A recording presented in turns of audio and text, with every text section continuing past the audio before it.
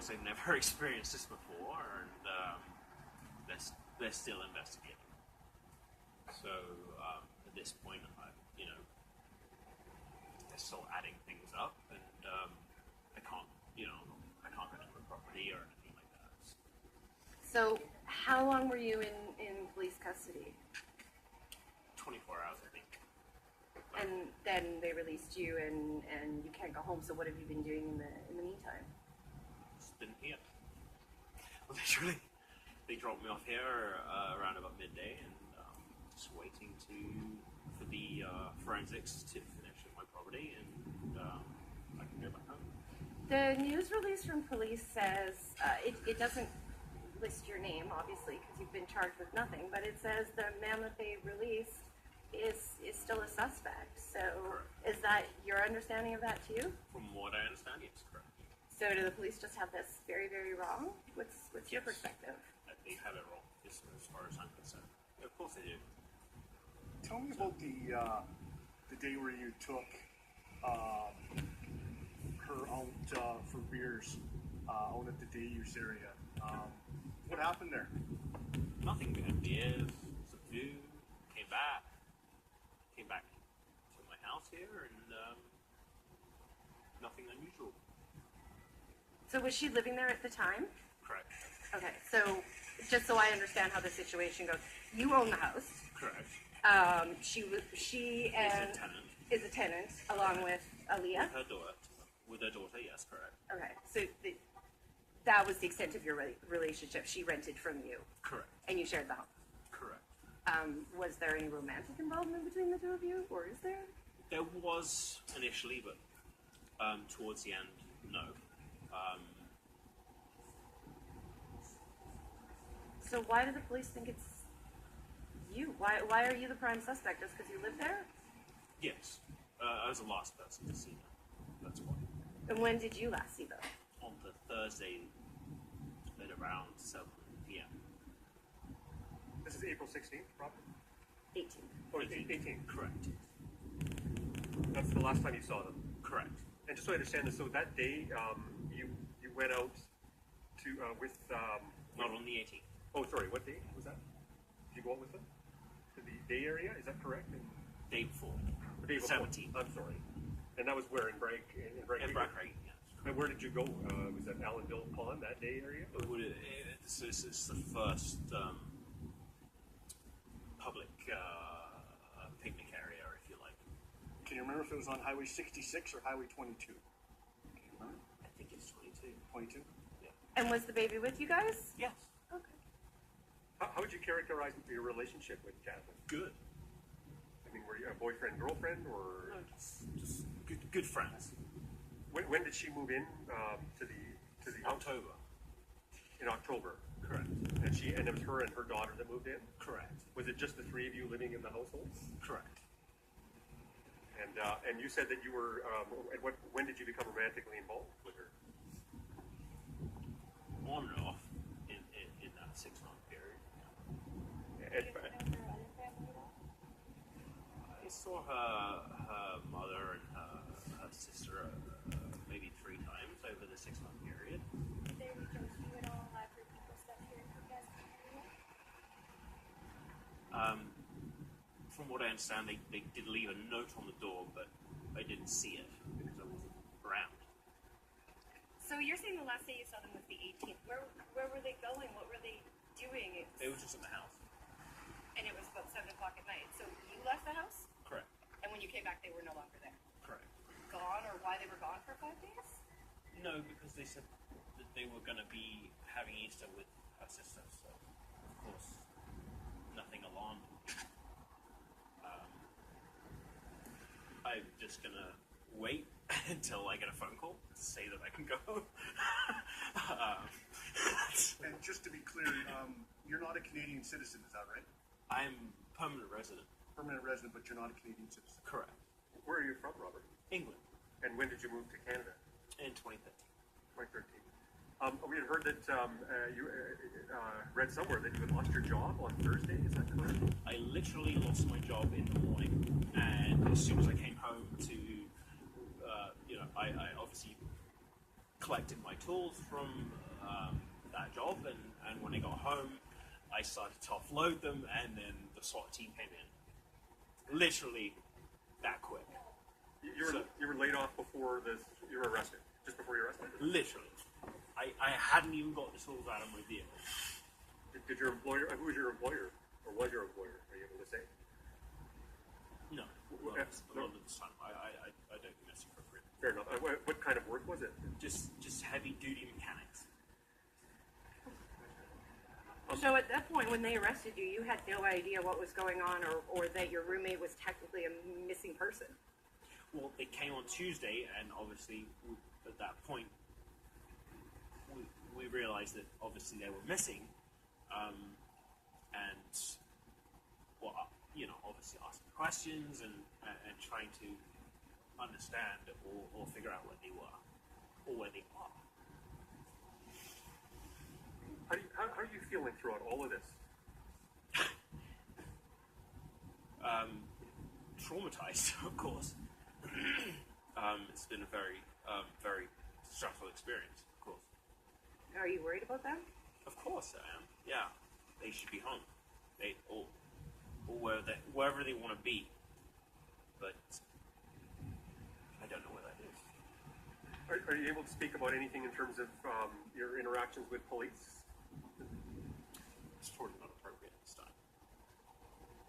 Is that the only time you went out to that day use area with the two of them? Was that the only time, the day that you said, is that the only time that you've been out there with them? Correct, yes. And they came back with you? Correct, that yes. night? They did, yes. And then what happened after that? You brought them home, and I think you said earlier you left them alone after you dropped them off. Maybe just talk to me about That's what happened when you that's brought the them. next day. That was the next day? Yeah. That's it. Is there anything else that you want to add to all this? I mean, we've been asking all these questions, but is there anything that you want to say in addition to all this? Yeah, if anyone sees her or Aaliyah, Jasmine or Aaliyah, please, obviously call 911 and let the authorities know. I know they have got a couple calls, but they've not led anywhere. You were kind of the primary suspect in this homicide I still am. investigation. You still are. What are your thoughts about that, and what are your emotions right now? What's kind of going through your head? It's very stressful, but I hope they will be found, and I hope we can move forward from this. No, we were friends, absolutely friends, and supported each other. I would like, obviously, for them to be found, and for me to be cleared of this. Calgary police are still on scene just outside of Bray Creek, and search and rescue crews actually just went back into this forested area just across the road here. Police were tipped off to search this area through electronic devices. Right now, we're on Cowboy Trail. Investigators believe they may have evidence of this in this area relevant to the disappearance of Jasmine Lovett and her 22-month-old daughter, Aaliyah Sanderson. All crews have been here since this afternoon, and City News has been here since this afternoon as well. Most of the people we talked to, this was actually the first time they were hearing of the news, and many people driving by this scene stopped to ask us what was going on. Good afternoon. The Calgary man who said he knew nothing about the disappearance of a young mother and her toddler has now been charged with their murders. Robert Leeming has been the prime suspect for 2 weeks. He's now charged with 2 counts of second-degree murder hours after police say they found the bodies of Jasmine Lovett and her 22-month-old daughter, Aaliyah. Jasmine and Aaliyah lived in Leeming's townhouse. They were tenants there, but he also told CTV he was romantically involved with the 25-year-old mother. Jasmine and Aaliyah's remains were discovered yesterday in K Country, nearly 3 weeks after they were first reported missing. Terry Fikowski joining us live with the latest from court. So, Terry, tell us about Robert Leeming's first court appearance. Well, Robert Leeming wasn't actually in court today. His lawyer was, but Leeming did appear via video. We heard very little from the 34-year-old today, just answering a few quick questions from the judge. Leeming was actually taken into custody early yesterday morning before being brought here to the Arrest Processing Center downtown Calgary late last night. Now, his appearance is notably different. He shaved his head and his beard. Police say autopsies are currently underway and they will not be releasing a cause of death. That will have to come out in court. Investigators do believe Lovett and Leeming were in a deteriorating relationship, and this was a case of domestic violence. Leeming's lawyer says, considering the charges and the sensitivity of this case with the death of a young child, he is concerned with his client's safety while in custody. It is always something that's in your mind for people charged with these type of offenses, and we just hope that the guards at the remand center will do their bit, and the man is innocent till proven guilty, and he should be treated the same as anybody else who's in there, and that means that he gets protection as anyone else should. Guys, we have another case that is in the news right now, and his name is Robert Leeming, British born and lives in Canada.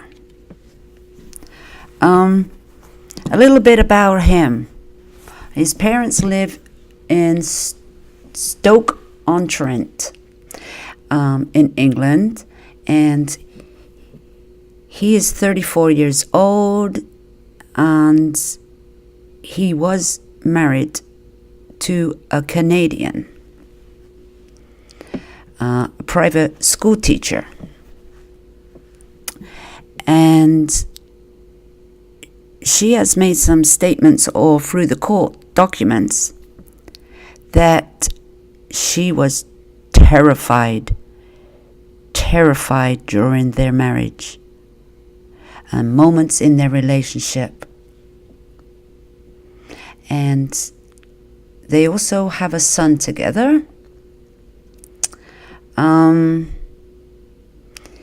He has been arrested on suspicion of murdering his tenant and her baby daughter, which we don't believe she was a tenant, or I don't believe she was a tenant. She moved in about 6 months ago. I believe, in my opinion, that she was the girlfriend, and he invited her to move in. That's my opinion. There is the divorce papers were obtained by the son online, and the ex-wife claims she was in fear of her husband at that time, and she was a victim.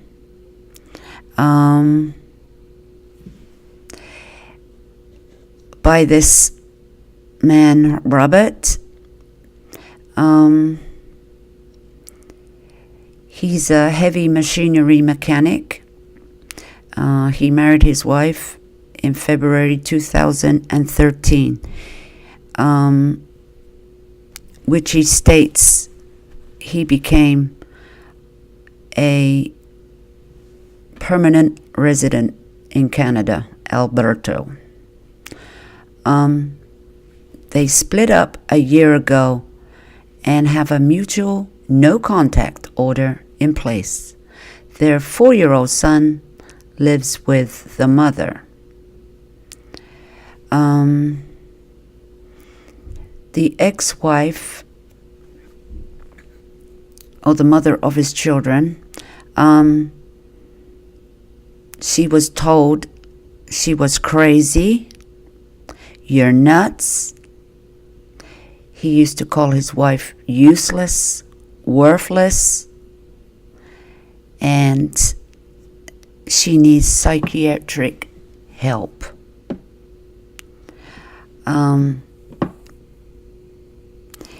She also says her estranged husband has been stalking her after they separated. Oh yeah, stalking. Now he did a few interviews which he stuttered and a lot. I've looked for the video that I was watching the other day and it's gone. I cannot find it anywhere since this man has been charged for second-degree murder. So, yep. So the estranged wife says he's stalking her and he emotionally destroyed her during their relationship. He blamed me for ruining his life, having a baby he did not want, having a dog that he did not want, and everything was her fault. What does that sound like, guys? It sounds like this man is the psycho one. But he is innocent until proven guilty. But these are in the court documents.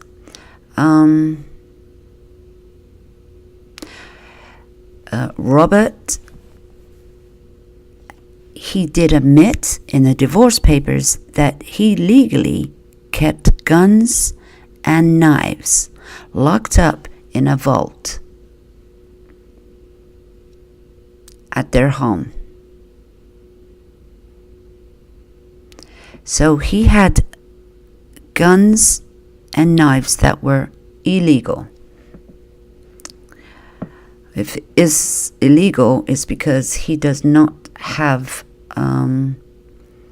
documents, permits to have them. He does live in Canada, and there is a gun law. And as we know, he collected and stored 60 blades, ranging from 1/2 inch to 8 inches. She also says in some documents, he told her that he thought maybe the mixture of medication he was taking for his diabetes and depression made him do it. And this was during their marriage, you know, the abuse and all that. So he's taking medication and he's depressed. Right. And that made him do the things he did to his wife.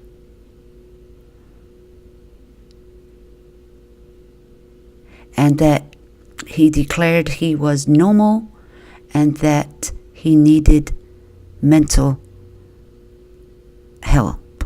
He needs some treatment. Oh, so this guy ain't right in the head by the sounds of it. This guy's got some problems and he's a jealous kind and he takes drugs of some kind and he stutters and he talks to the press. And he also uses words in past tense when he's talking.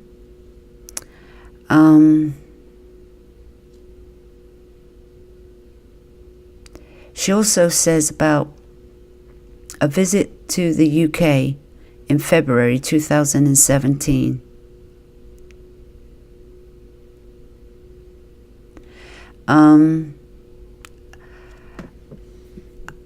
And that her husband left their son at the home alone. Left their little son alone in the house, which he probably was only 2. Well, I don't know, he was very young. So she talks about that occasion.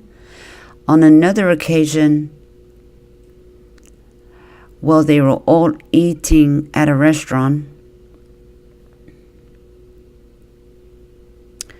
And he took her son outside to calm down, but left him alone in the car seat, in the truck. So now he doesn't have patience for children.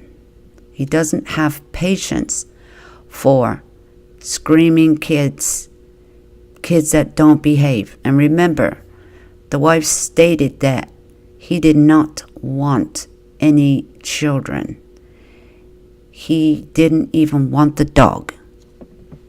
So now he moves this woman in to his house and her child, saying they had an on-again, off-again relationship, but they had a good relationship, but they're not boyfriend and girlfriend. But he moved her in 6 months ago, and she has a child, which is very young, and you know, they cry and scream and play. So he doesn't have the patience for children. He's not sounding like he's a man of sound mind. He has a lot of problems. A little bit about his job. She said, he tells me many, many, many times that I am worthless, good for nothing. She also states he told his parents that I am the reason he has diabetic reasons. You know, he's a diabetic. Yeah. He even blames her for that. He left jobs after being accused of stealing. So now he's been accused of stealing at his job sites. She also says he uses drugs and that their marriage came to an end. He began drinking and smoking marijuana almost daily, triggering arguments and rants against me, calling me useless again. So this man sounds like he's a very abusive man verbally.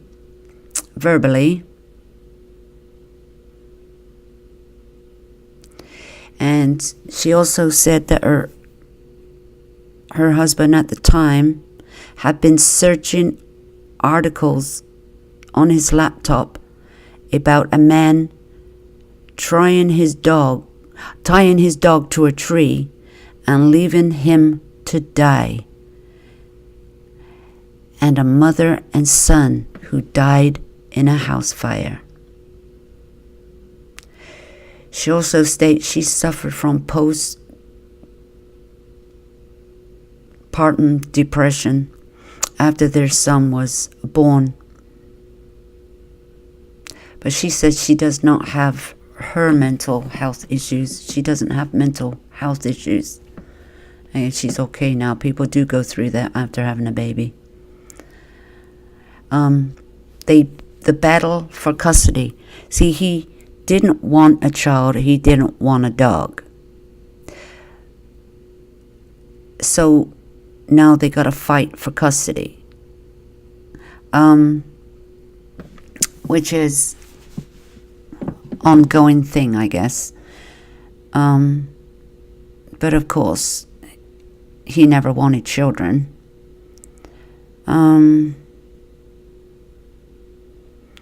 Now he turns the table on her and says he believes his wife has always suffered from mental health issues throughout the marriage. Now he says she has accused me of having an affairs simply because I was working late. And she's quite unstable. These are the statements that he made. as he's, the battle for custody. Oh, he does hold a restrictive gun license and owns a number of firearms and a number of knives. He also says that he has collected knives since he was 7 years old. He also says he completely denies all allegations made by his wife over his ability to care for their son. And he has supervised parenting time with the boy, his son. He has 2 brothers.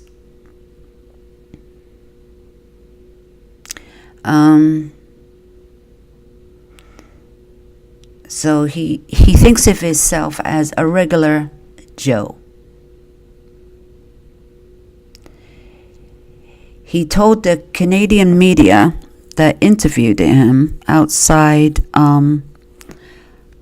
the courthouse, the police station, wherever he was, that he is completely traumatized over the disappearance of his tenant and her daughter, the tenant.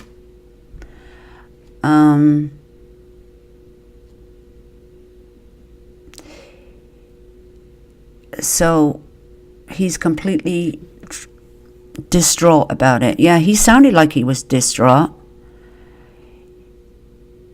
He sounded distraught. He didn't even make a plea or anything, and he didn't even look like he was worried that she was missing. And in these interviews, he did talk like in past tense. Yeah. And he made this snorting noise. And he laughed. And he had a grin. And he kept on saying, correct, correct, correct. Yes, that is correct.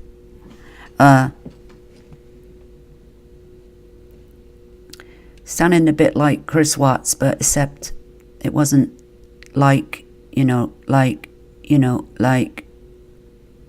he said correct, correct.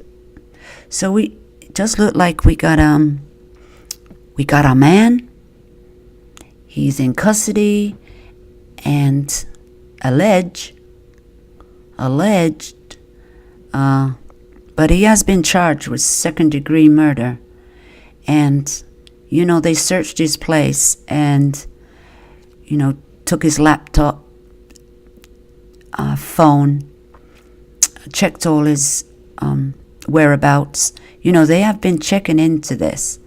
And since she was been missing since the 16th, 17th, 18th of April were the last times people heard from her family and friends. And of course, that's what he said too. But he stutters a lot. And he has made a dramatic change in his appearance. As you see in the photos, he has hair and has a beard, a mustache. But in the arrest, when he was arrested, he had shaved all his hair off and shaved. Now, is this having a meltdown, a mental breakdown?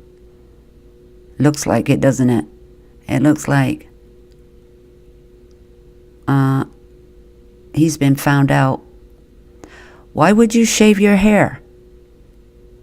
I don't know why he would, but there's a red flag there.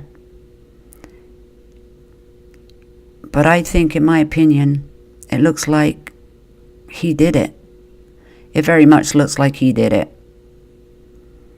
So we'll have to see in the coming days, in the coming weeks, because these cases are going to be, gag order or sealed don't know how long they're going to take to get all their information up together, and a trial coming up, and what's his plea going to be. I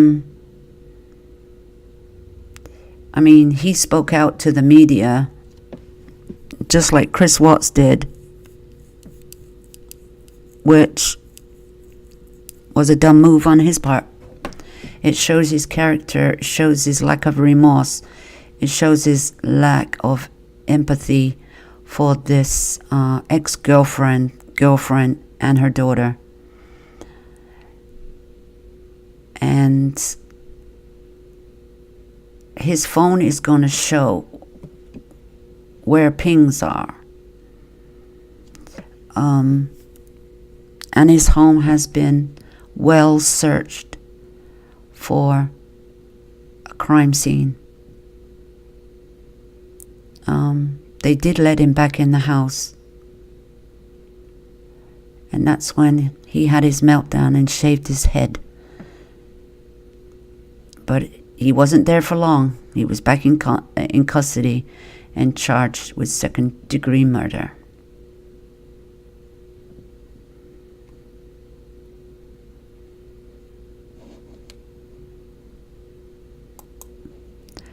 So guys, what do you think about this one?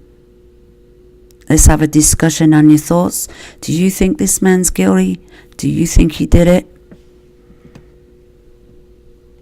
In my opinion, I think this man did it.